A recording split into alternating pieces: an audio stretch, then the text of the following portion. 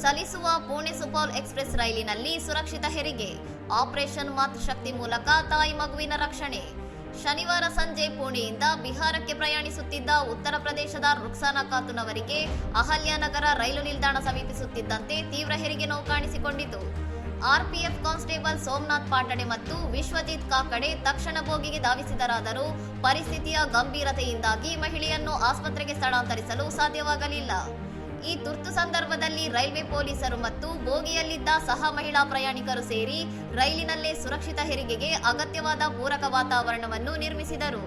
ರುಕ್ಸಾನ್ ಅವರು ರೈಲಿನಲ್ಲೇ ಆರೋಗ್ಯವಂತ ಮಗುವಿಗೆ ಜನ್ಮ ನೀಡಿದ್ದು, ಮಗುವಿನ ಅಳುವಿನ ಶಬ್ದ ಆತಂಕದಲ್ಲಿದ್ದ ಸಹ ಪ್ರಯಾಣಿಕರಲ್ಲಿ ಸಂತಸ ಮೂಡಿಸಿತು.